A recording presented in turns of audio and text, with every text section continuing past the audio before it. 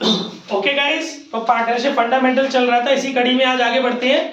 तो इसी कड़ी में बेटा अब हमारा अगला एग्जाम्पल है, अगला जो क्वेश्चन है वो है case based study, case based question, DK Goyal, MCQ number 8, मतलब case based question number 8 DK Goyal और एमसीक्यू है।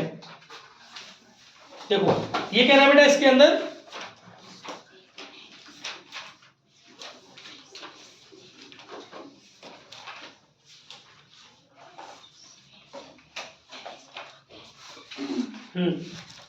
तो गाइस इस वाले क्वेश्चन के अंदर जो आपको दिया गया है ना, इसमें केस बेस्ड जो एमसीक्यू मैं पढ़ रहा हूं, ध्यान से सुनिएगा।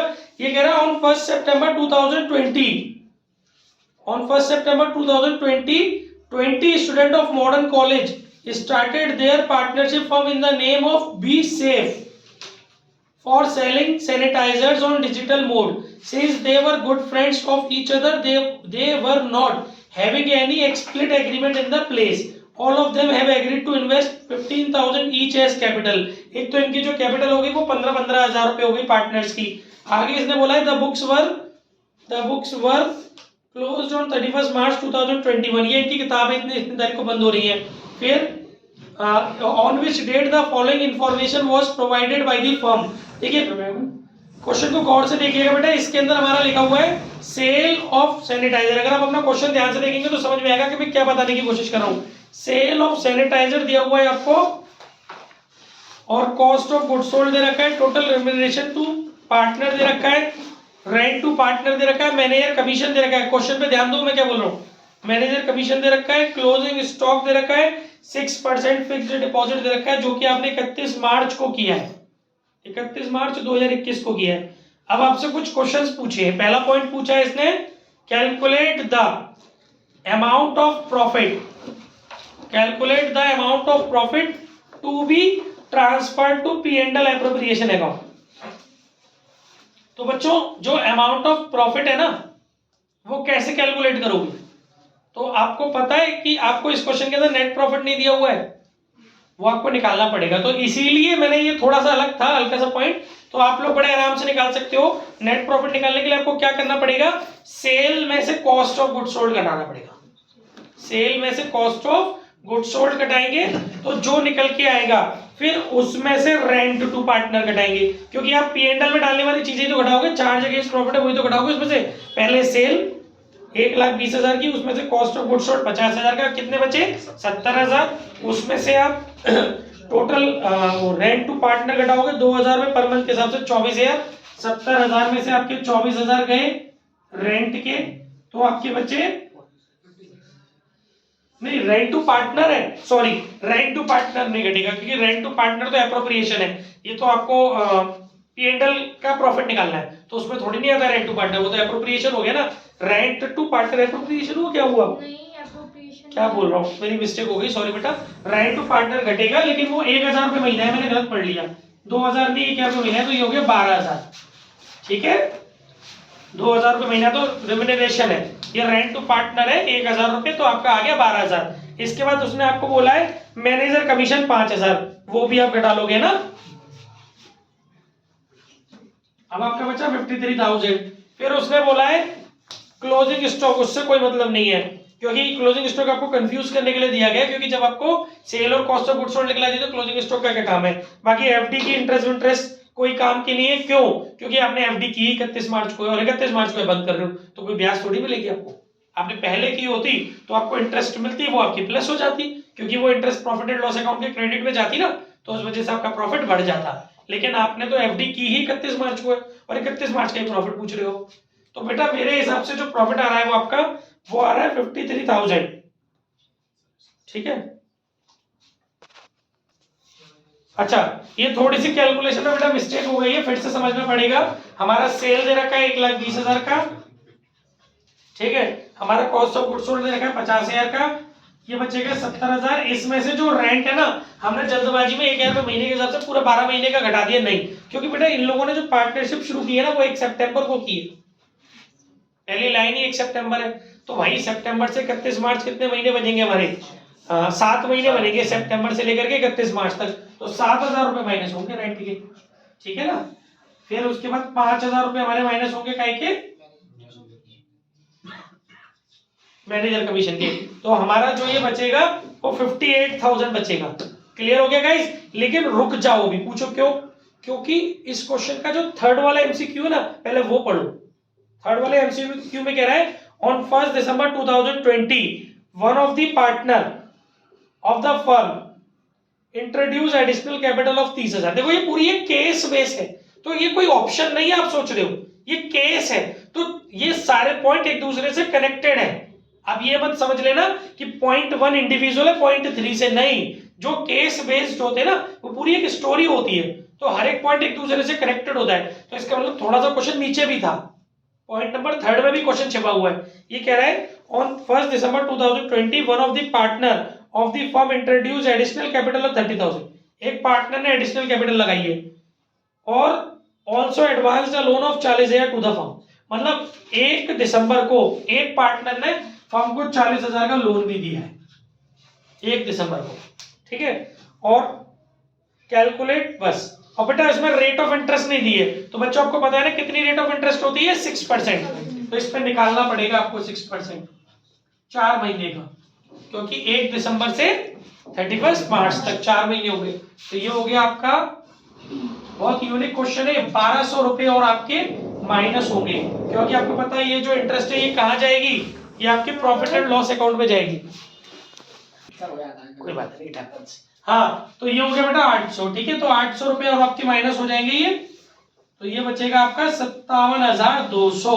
तो ये हो गया आपका फाइनल प्रॉफिट, ठीक है। क्योंकि जो सेकंड एमसीक्यू है उसका पी&एल से कोई लिंक नहीं है, इसीलिए। तो कुल मिला के आपको जो उसने क्वेश्चन पूछा है ना कि calculate the amount of profit to be transfer to profit and loss appropriation account. देखिए मैं हर एक तरीके से आपको तैयार करने की कोशिश कर रहा हूँ, इतनी छोटी छोटी चीजें भी आपके लिए निकाल के लाया हूँ, इसलिए मेहनत अपनी एक्स्ट्रा मत करो, मैं कर रहा हूँ, ठीक है। कितनी बढ़िया पॉइंट निकाल के दिया है मैंने आपको, पूरा चैप्टर रिवाइज करने के बाद भी इतना बढ़िया पॉइंट निकालना है केस बेस्ड में से। तो आपको फाइनल आंसर करना, और आपको उसने ऑप्शन 58 का भी दिया है, बच्चे कंफ्यूज होने के लिए 58 लगा देंगे, नो। करेक्ट ऑप्शन इज 57,200, क्योंकि ये केस बेस्ड क्वेश्चन है, सब एक दूसरे से कनेक्टेड है। कंडीशन नहीं है कि अगर ऐसा हुआ होता तो, वो कह रहा है कि 1 दिसंबर को लोन भी दिया है पार्टनर ने, तो भाई उसको भी तो कंसीडर करोगे।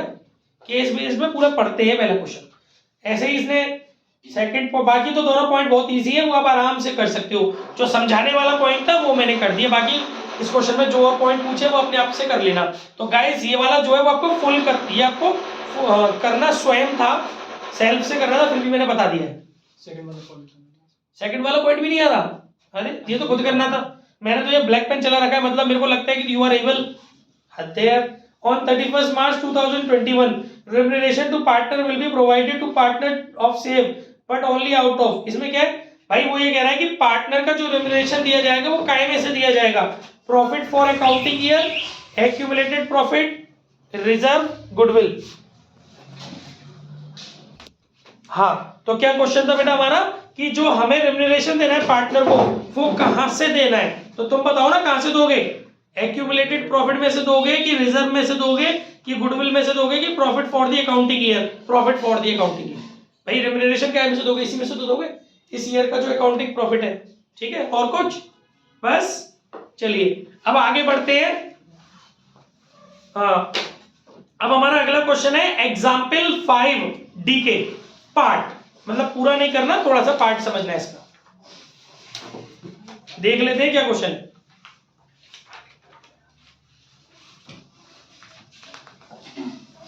देखिए इसमें एक पॉइंट दिया हुआ है, पढ़ो। इसमें लिखा है every year in case of profit, every year in case of profit 50,000 rupees और 10% of the profit, whichever is more will be donated for providing school fees of specially abled children। बच्चे इसमें पीएनएल एप्रोप्रिएशन बनाना है आपको, तो इसको आपको PNL appropriation के debit में दिखाना पड़ेगा, क्योंकि रिजर्व में ट्रांसफर या किसी भी प्रकार का प्रोविजन आपको एप्रोप्रिएशन के डेबिट में दिखाना होता है। समझ रहे आप, किसी भी पर्पज से प्रोविजन बना रहे हैं तो वो भी आपको पीएनएल एप्रोप्रिएशन के डेबिट में दिखाना है, क्योंकि ये स्पेशल रिजर्व है, एक तरीके का ये स्पेशल रिजर्व है जिसका पर्पस आपको पहले से क्लियर है।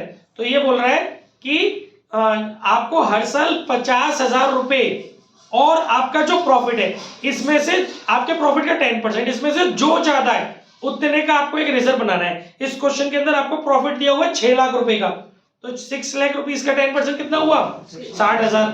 तो 50,000 और 60,000 दोनों में से क्या ज्यादा है 60,000। तो जो आप प्रोविजन फॉर डोनेशन बनाओगे वो कितना बनाओगे 60,000 और उसको कहां दिखाओगे profit and loss appropriation account के डेबिट। ठीक है, इस क्वेश्चन में बस इतना ही है। हाँ, इसमें पता कैसे चलेगा कि ये चार्ज अगेंस्ट प्रॉफिट है या फिर एप्रोप्रिएशन? स्पेशल पर्पस है ना प्रोविजन का, प्रोविजन क्यों कर रही हो? अच्छा, तो मतलब स्पेशल पर्पस है तब वो स्पेशल रिजर्व हो गया। एक तरीके से ये भी देखा जाए तो ट्रांसफर टू रिजर्व ही है, लेकिन ये रिजर्व स्पेशल वाला है। ठीक है, चलिए इसके बाद last but not the least question of entire fundamental illustrations, अभी practical yet to be started है। ठीक है, तो वो है एग्जाम्पल 3D के।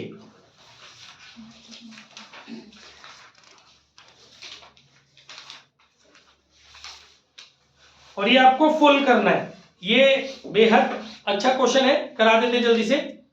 एक्स ए और B are partner in a firm, their capital account showed the balance on 1 April 2022 as rupees 4 lakh and 3 lakh respectively. ये बेटा इनकी बिगिनिंग की कैपिटल है ए और बी की, कि भैया 4 लाख और 3 लाख। ऑन 1 अगस्त 2022, 1 अगस्त को क्या हुआ, they introduced further capital of 50,000 और 40,000 रिस्पेक्टिवली, इन लोगों ने और लगाई कैपिटल। फिर बी ने विड्रॉ की 15,000 रुपए अपनी कैपिटल 1 मार्च को, इंटरेस्ट देनी है 6% on capital per annum, compute interest on capital. तो मैंने ये इसमें इफेक्टिव कैपिटल वाला नहीं है, पिछला जो क्वेश्चन कराया था उसमें इफेक्टिव कैपिटल रेशियो में डिस्ट्रीब्यूट होना था प्रॉफिट, लेकिन यहाँ आईओसी पूछी है। तो वैसे तो बहुत इजी है, फिर भी मैंने डाल दिया कुछ बच्चों की डिमांड पर। ठीक है, तो इसमें क्या करेंगे आप, देखिए सीधा सा फंडा है, आईओसी केवल 2 ही अमाउंट पे दी जाती है। एक तो आपकी ओपनिंग कैपिटल पे, और वो भी उतने टाइम के लिए जितने टाइम वो इंट्रोड्यूस्ड रही है, और अगर आपने एडिशनल कैपिटल लगाई है तो उस पर मिलती है। तो जैसे आपने पहले ए की बात करें, ए ने शुरू में लगाए थे 4 लाख रुपए 1 अप्रैल को, और ए ने अपनी कैपिटल को बढ़ाया है 1 अगस्त को, तो इसका मतलब अप्रैल मई जून जुलाई 4 महीने ए की जो कैपिटल है वो 4 लाख रुपए बनी रही। तो 4 लाख रुपए का 6% 4/12 मंथ्स का, तो वो निकल के आएगा 8,000 रुपए ए की आईओसी। फिर अब इसकी कैपिटल 50,000 रुपए और उसने बढ़ा दी, अब 1 अगस्त को उसकी कैपिटल कितनी हो गई 4.5 लाख रुपए, वो लगी रही 8 महीने। तो फिर से 4,50,000 का 6% इंटू 8/12, वो निकल के आएगी 18,000, दोनों को जोड़ोगे तो टोटल आईओसी आ जाएगी 26,000 ए की। समझ में आ गया? अब बी का निकालो, बी ने लगाई 3 लाख रुपए, उसने भी 1 अगस्त को बढ़ाई है, तो अप्रैल मई जून जुलाई 4 महीने, 3 लाख का 6% 4 महीने के लिए, तो वो निकल के आया 6,000 4/12 करके ना।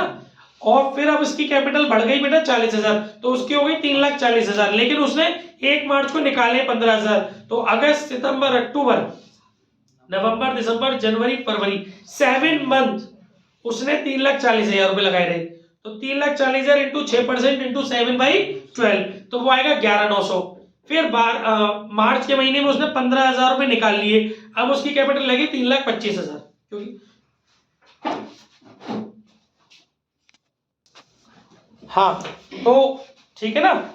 तो बाकी के उसके 15,000 निकल गए, तो उसके रह गए 3,25 का 6% और 1 महीने का केवल मार्च का, वो आ गया 1,625। तीनों इंटरेस्ट को जोड़ लो, 6,000 बी की प्लस 11,900 प्लस 1,625, तो इसकी बन गई 19,525 रुपए।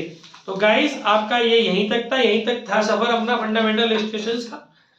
मेरे को नहीं लगता कि कुछ बचा होगा, आपके डाउट्स बचे होंगे, क्योंकि मैंने वादा किया था जिस दिन मेरा रिवीजन फंडामेंटल का खत्म होगा आपका एक सिंगल क्वेश्चन तैयार नहीं होगा नई टाइप का, सब टॉपिक्स आपके कवर हो चुके होंगे। फिर भी अभी इसके प्रैक्टिकल्स रह गए हैं, 1 से 2 दिन में पढ़ लूंगा, कुछ क्वेश्चंस रह जाएंगे, अगर कुछ अच्छे क्वेश्चंस निकल करके आएंगे जिनमें इनसे अलग कॉन्सेप्ट होंगे तो उनकी एक सेपरेट वीडियो बना करके आपको समझा देंगे। ठीक है, अब चलते हैं अगली वीडियो में मिलते हैं अभी कुछ ही क्षणों में।